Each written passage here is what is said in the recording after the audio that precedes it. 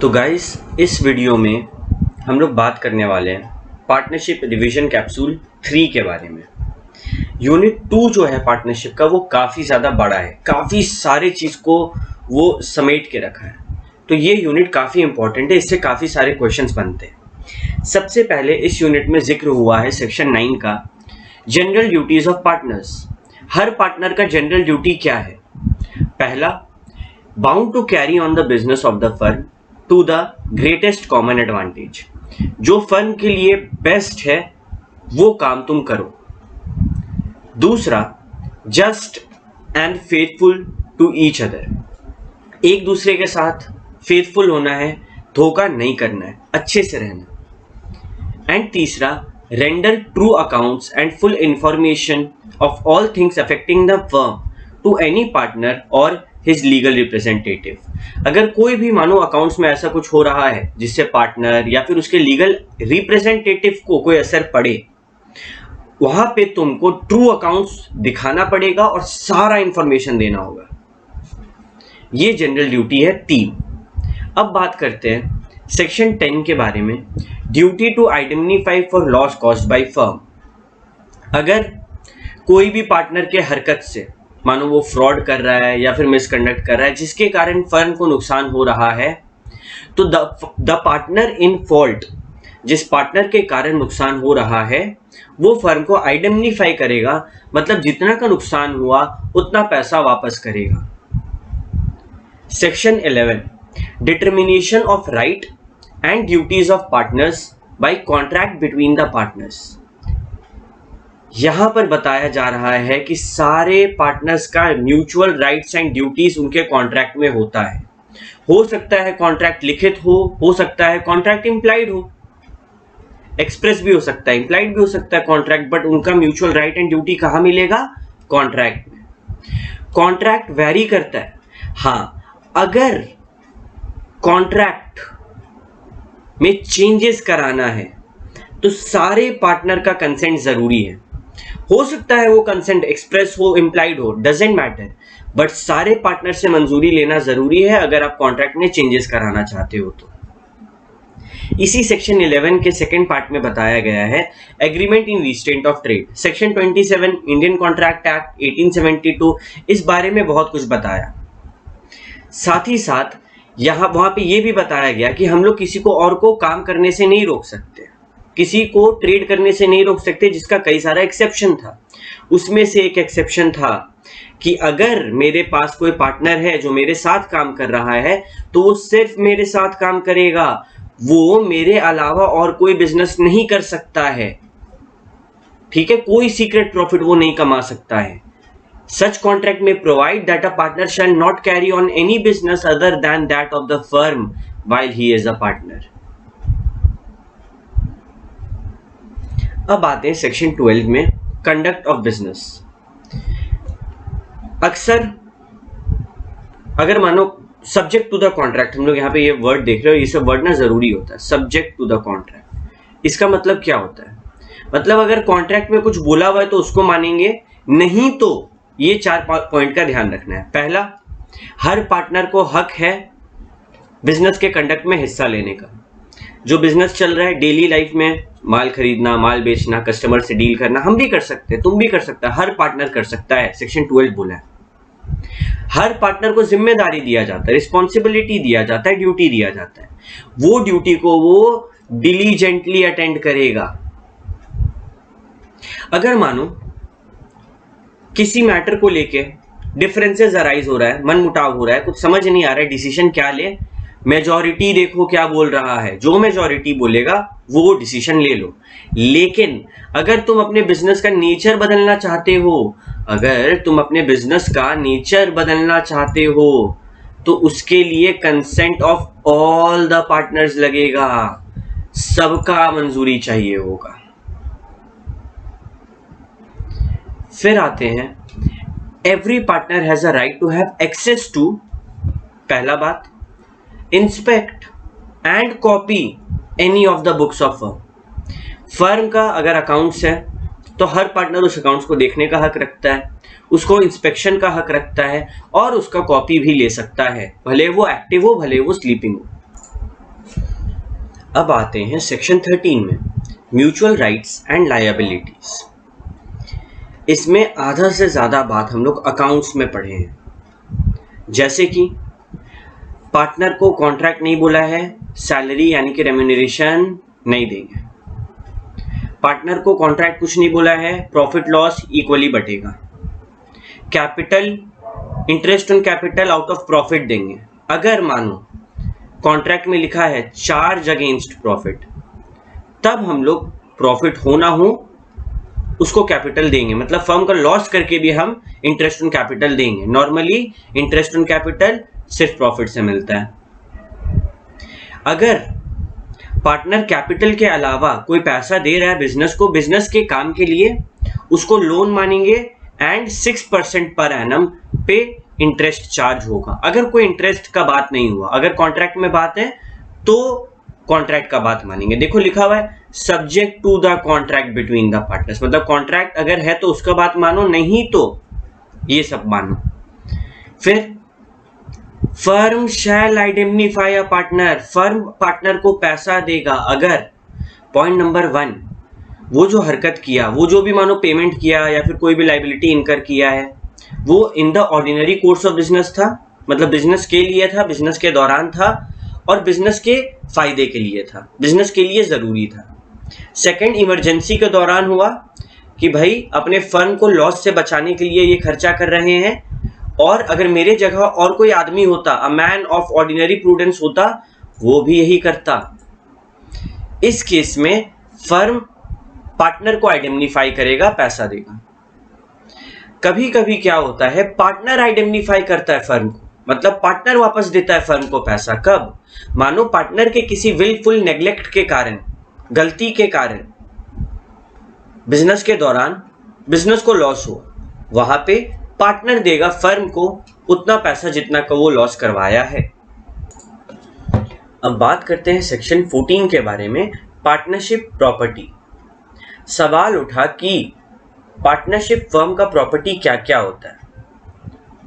इसको समझने के लिए ध्यान से सुनो। वो हर प्रॉपर्टी एंड वो हर राइट, वो हर इंटरेस्ट इन प्रॉपर्टी, प्रॉपर्टी के अंदर जो दिलचस्पी है, जो फर्म में स्टॉक के नाम पे आया, गुड्स के नाम पे, या फिर फर्म खरीदा या फिर फर्म एक्वायर किया फॉर द पर्पस, यानी कि बिजनेस के लिए, एंड इन द कोर्स, यानी कि बिजनेस के दौरान।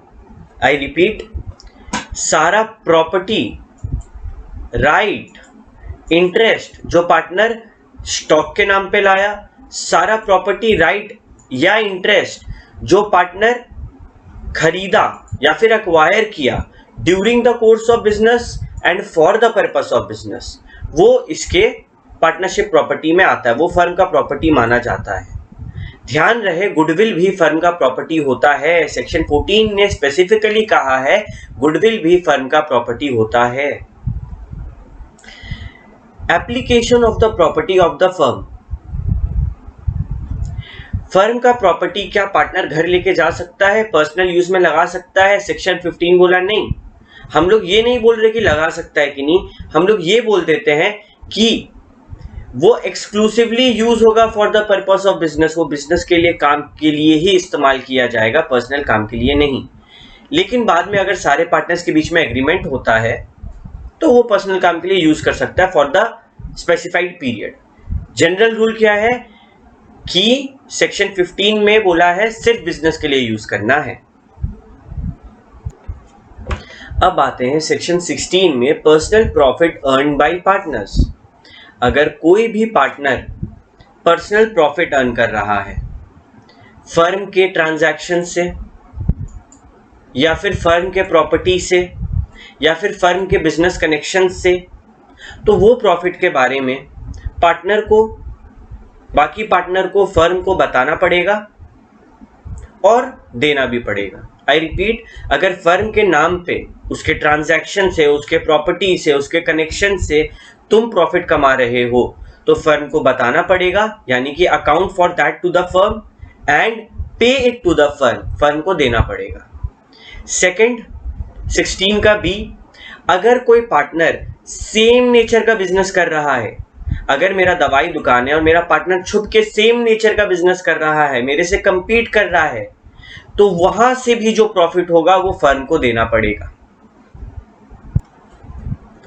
अगर बात करें सेक्शन 17 के बारे में, right and duties of partners after a change in the firm, पहले समझिए चेंज कब होता है। 4 टाइम पे चेंज होगा।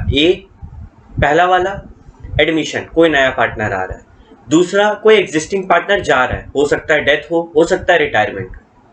तीसरा, पार्टनरशिप कंसर्न, जिस काम के लिए बना था अब वो काम नहीं दूसरा काम करने लगा। एंड चौथा, पार्टनरशिप बिजनेस का टर्म एक्सपायर हो गया है, वो 3 साल के लिए बना था, 3 साल एक्सपायर हो गया, वो फिर भी काम कर रहा है। ये 4 केस में माना जाता है फर्म में चेंज आया है। याद रहे, चाहे फर्म में कोई भी चेंज आए, पूरा अगर नया कॉन्ट्रैक्ट के बारे में कुछ बात नहीं हुआ तो पुराना कॉन्ट्रैक्ट ही रहेगा। The contract of the reconstituted firm will remain same अगर कोई बात नहीं हुआ है तो। अगर नया बात हुआ है तो ओके, नहीं तो सेक्शन 17 बोलता है कि इट विल रिमेन सेम जैसे वो पहले था। अब बात करते हैं सेक्शन 18 के बारे में, partner to be agent of the firm. Already हम लोग पढ़ चुके हैं, पार्टनरशिप फर्म में हर पार्टनर एक दूसरे के एजेंट होते हैं। सेक्शन 18 इसका क्लैरिफिकेशन दे रहा है। हाँ भैया, what is the distinction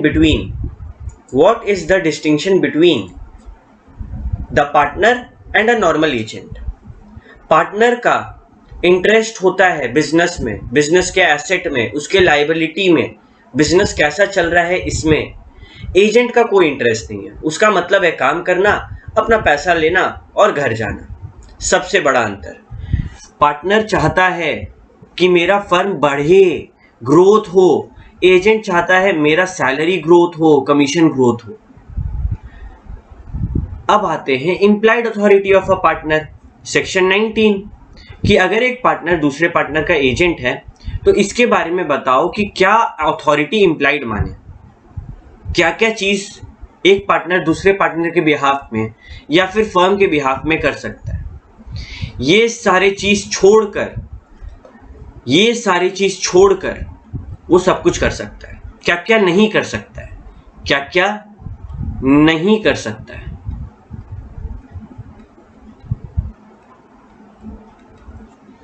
A.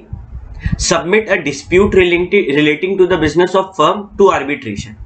Firm का कोई लोचा चल रहा है, लफड़ा चल रहा है, ये जाके आर्बिट्रेशन में जमा नहीं कर सकता है, केस नहीं कर सकता है। B. फर्म का अकाउंट अपने नाम पर नहीं खुलवा सकता है, बैंक अकाउंट। C. कॉम्प्रोमाइज नहीं कर सकता है कि भाई मानो हम फर्म केस किया था कि भाई हमको 5,000 रुपए इस आदमी से मिलना है और हम बिना बाकी पार्टनर से कंसल्ट किए गए और बोले 5,000, चल 2,000 दे दे, 3,000 का डिस्काउंट दे दिए, कॉम्प्रोमाइज कर लिए। नॉट अलाउड, सबका कंसेंट चाहिए। डी. किसी के ऊपर केस किए हुए हैं, उस केस को विथड्रॉ नहीं कर सकते अकेले। ई. कोई भी लाइबिलिटी मान नहीं सकते हैं किसी केस में। मानो कोई केस चल रहा है और हम आगे बढ़ के ये नहीं बोल सकते कि हाँ चल मेरा गलती है, हम मानते हैं, नहीं। ये बात केस से पहले बोलना है, केस के दौरान आप अकेले जिम्मेदारी नहीं उठा सकते हो। एफ. फर्म के नाम पे इमूवेबल प्रॉपर्टी नहीं खरीद सकते हो, लैंड एंड बिल्डिंग नहीं खरीद सकते हो। जी. वो इमूवेबल प्रॉपर्टी या फिर कोई एग्जिस्टिंग इमूवेबल प्रॉपर्टी को ट्रांसफर नहीं कर सकते हो। एच. किसी और फर्म के साथ या फिर किसी और इंसान के साथ पार्टनरशिप में नहीं आ सकते हो। कब ये सब इम्प्लाइड अथॉरिटी नहीं माना जाता है, मतलब ये सब के लिए सब पार्टनर का कंसेंट जरूरी है, कंसेंट ऑफ ऑल का जरूरी होता है इन सब केसेस में। अब आते हैं mode of doing act to bind firm. अगर एक पार्टनर फर्म को बाइंड करना चाहता है तो वो बाइंड कर सकता है, वो उसके इम्प्लाइड अथॉरिटी में है। लेकिन ध्यान रहे कुछ बातों का। पहला, जो भी हरकत वो कर रहा है फर्म को बाइंड करने के लिए, वो usual business of the firm का, फर्म के नॉर्मल बिजनेस के दौरान हुआ है, उसके अथॉरिटी में था, उसके पावर में था, फर्म का नॉर्मल बिजनेस था उस चीज का। दूसरा, फर्म के नॉर्मल कंडक्ट में हो रहा है।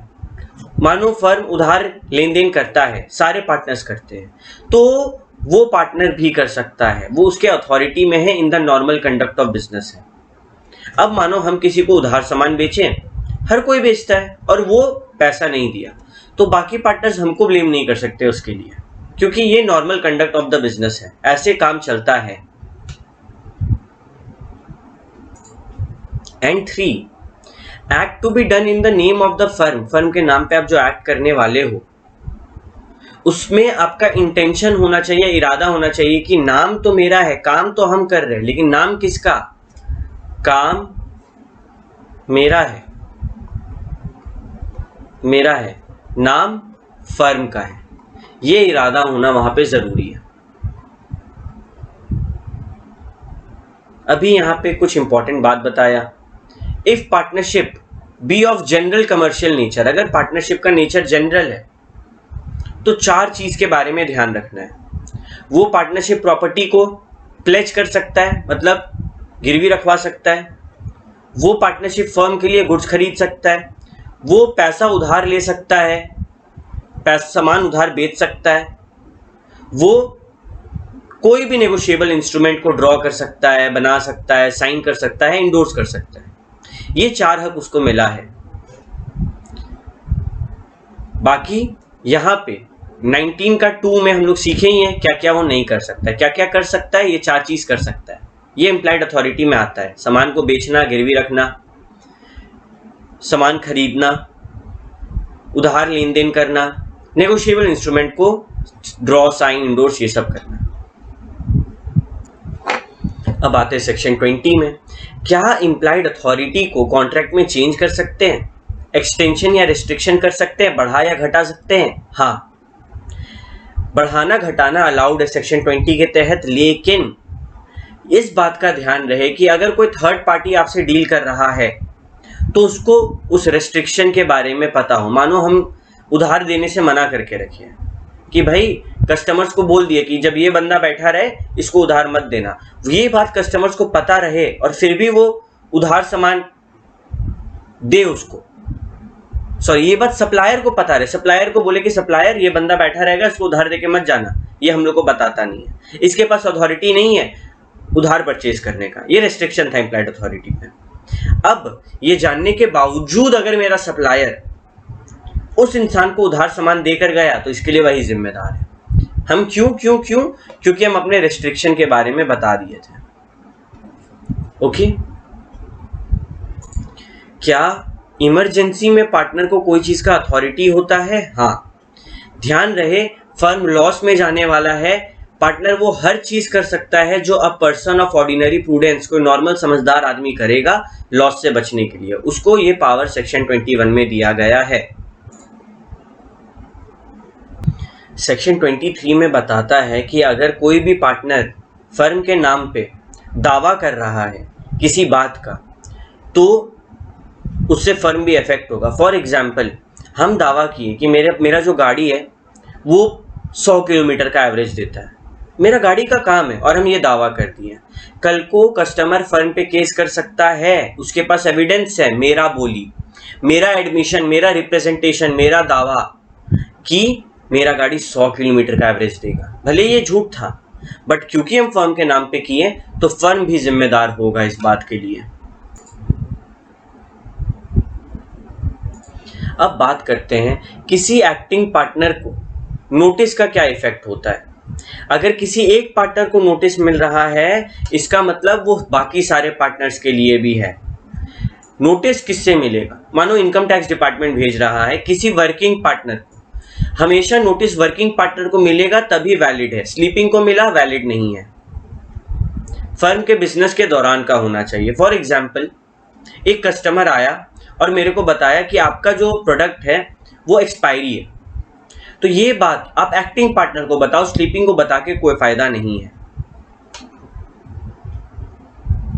अब आते हैं सेक्शन 25 में, liability of a partner for acts of the firm.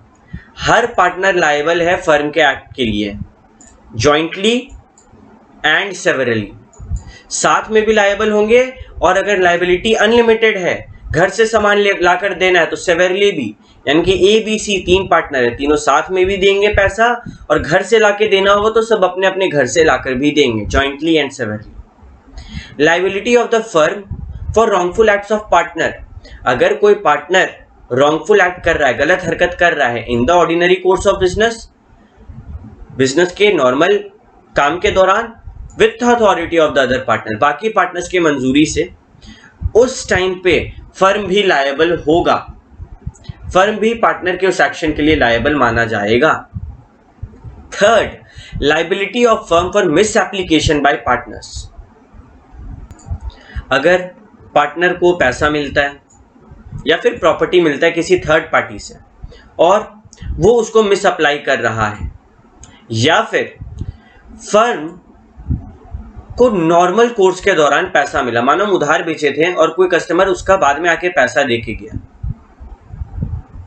तो इन केसेस में आप उसको मिस अप्लाई नहीं कर सकते। अगर आप मिस अप्लाई करेंगे तो आपको फर्म को वो वापस करना होगा। सवाल उठता, भैया मानिए हम एक शॉप में गए, वो पार्टनरशिप फर्म का बिजनेस था, ए बी सी 3 लोग थे, सी के प्रेजेंस में आप अपना अम्ब्रेला रख के गए, हम बोले सर हम आके लेते हैं, हम वापस आए अम्ब्रेला गायब था, फर्म देगा या सी देगा? फर्म देगा, क्योंकि वो फर्म के कस्टडी में था, तो हम फर्म को जिम्मेदार ठहराएंगे। अब बात करते हैं सेक्शन 29 के बारे में, rights of a transferee of a partners interest. Partner का इंटरेस्ट ट्रांसफर होता है, ए अपना सारा इंटरेस्ट डी को दे सकता है, अलाउड है। उनको क्या राइट मिलता है इस बारे में बात करते हैं। अभी भैया ये क्या है ट्रांसफर ऑफ पार्टनर्स इंटरेस्ट? बहुत बार क्या होता है, मानो ए का कोई मजबूरी है जिसके कारण वो बोला भाई सुनो सब कोई बी और सी, अब जो प्रॉफिट आएगा वो तुम लोग डी को देना, हमको मत देना, हम नहीं ले सकते। हो सकता है वो गिरवी रख दिया हो अपना हिस्सा को, हो सकता है वो कोई चार्ज क्रिएट किया हो, कैसे भी कोई भी तरीके से। तो सवाल उठता है भैया डी पार्टनर है क्या? नहीं, पार्टनर ए ही है, अपना इंटरेस्ट ए डी को दे दिया कि भैया जो भी प्रॉफिट वगैरह होगा तुम रख लेना। यहां पे जो डी है, जो ट्रांसफरी है, जिसको वो हिस्सा मिला है, वो अकाउंट्स नहीं मांग सकता है, वो normal conduct of the business में हिस्सा नहीं ले सकता है, इंटरफेयर नहीं कर सकता है, वो बुक्स इंस्पेक्ट नहीं कर सकता है, वो चुपचाप प्रॉफिट लेके बैठा रहेगा। कल को फर्म अगर डिसॉल्व करता है तो उसके पास हक है कि वो बाकी पार्टनर्स को बोले भाई एसेट का हिस्सा दो, और ये देखने के लिए कि जो उसको हिस्सा मिल रहा है वो सही है कि नहीं, लास्ट में डिसोल्यूशन के टाइम वो अकाउंट्स मांग सकता है, उससे पहले नहीं मांग सकता, चुपचाप प्रॉफिट लेना होगा। सेक्शन 30 माइनर के बारे में हम लोग सब कुछ डिस्कस कर चुके हैं यूनिट 1 में, रिवीजन कैप्सूल 1 में। बात करते हैं legal consequences of partners coming in and going out. Introduction of a partner, हाँ नया पार्टनर आ सकता है सारे पार्टनर्स का, एग्जिस्टिंग पार्टनर्स का कंसेंट के साथ। सवाल उठता है कि ये नया पार्टनर लायबल कब से होगा? जिस दिन वो एडमिट हुआ है उस दिन से। अच्छा भैया आप बोले कि जिस दिन वो पार्टनर बनेगा, जिस दिन उसका एडमिशन हुआ है, उस दिन से लेकर फर्म जो भी लायबिलिटी इनकर करेगा उसमें मेरा हिस्सा होगा। मानिए मेरा मर्जी है, हम नया पार्टनर है, मेरा मर्जी है कि फर्म का पुराना लायबिलिटी भी हम चुका दें, तो क्या अलाउड है? अलाउड है। आपको क्रेडिटर से मंजूरी लेना होगा। क्रेडिटर बोलेगा भाई पुराना फर्म को हम डिस्चार्ज करते हैं, तुमको नया डेटर बनाते हैं, तुम पैसा दे देना। यहाँ पे क्रेडिटर का कंसेंट जरूरी होता है, बहुत जरूरी होता है। इसको बोलते हैं नोवेशन, नया टर्म्स इन्वॉल्व करना। अगर दो पार्टनर है, in case of partnership of 2 partners, वहां पे ये सब सेक्शंस नहीं आता है। क्यों? अगर मानो डेथ हो गया या फिर रिटायरमेंट हो गया एक पार्टनर का, फर्म डिसॉल्व, खत्म कहानी। अच्छा बात करते हैं रिटायरमेंट का, सेक्शन 32। सारे पार्टनर्स की मंजूरी से आप रिटायर कर सकते हो, पहला ऑप्शन। दूसरा ऑप्शन एग्रीमेंट करके कि भाई हमको रिटायर करना, पार्टनरशिप एट विल था, तो वहां पे नोटिस दे दो। पहला सारे पार्टनर्स को बोलकर, दूसरा एग्रीमेंट करके, तीसरा पार्टनरशिप एट विल था, नोटिस दो, चल जाओ, कोई दिक्कत नहीं है। A retiring partner may be discharge from any liability, किसी भी लाइबिलिटी से रिटायरिंग पार्टनर डिस्चार्ज हो सकता है जो वो अपने रिटायरमेंट से पहले कर रहा है। बस उसको बाकी पार्टनर से एग्रीमेंट करना है कि भाई हम जा रहे हैं, तुम लोग कर देना, that's it. Third, not with standing the retirement of a partner, partner जो रिटायर हो रहा है और जो बचे हुए हैं, हर एक्ट जब तक पब्लिक नोटिस ना दे तब तक के लिए वो लोग लायबल होंगे। जब पब्लिक नोटिस मिलेगा उसके बाद रिटायरिंग पार्टनर डिस्चार्ज होगा, उससे पहले नहीं होगा। अगर कोई जानता ही नहीं है कि ये बंदा वहां पे पार्टनर है और डील कर रहा है उस बंदा से, तो उसका पब्लिक नोटिस देना नहीं देना एक बराबर है। Sleeping partner, okay. अब बात करते हैं हम लोग liabilities of an outgoing partner के बारे में। इसमें भी सेम बात है कि हर वो पार्टनर जो रिटायर करता है जब तक पब्लिक नोटिस नहीं देगा फर्म का हिस्सा माना जाएगा। अगर हम उस पार्टनर से डील कर रहे हैं, हमको पता ही नहीं वो उस फर्म का पार्टनर है, तो उसका नोटिस देना नहीं देना एक ही बात है। एक्सपेल्शन ऑफ अ पार्टनर, पार्टनर को निकाला कब जा सकता है, very important point, very important point. 3 case में, अगर वो फर्म के बेहतर के लिए है, इंटरेस्ट के लिए है, अगर पार्टनर को जब हम निकाल रहे हैं एक नोटिस दे रहे हैं और उसको मौका दे रहे हैं सुनने का। 3 बात का ध्यान रखना है, फर्म के इंटरेस्ट के लिए निकलेगा, निकलने से पहले नोटिस देंगे एंड रीजनेबल अपॉर्चुनिटी देंगे कि भैया क्या बोलना चाहता है बताओ। इसके अलावा अगर पार्टनर एक्सपेल किया जा रहा है, उस एक्सपेल्शन को नल एंड वॉइड मानेंगे नहीं कि वो एक्सपेल हुआ था। Insolvency of partner,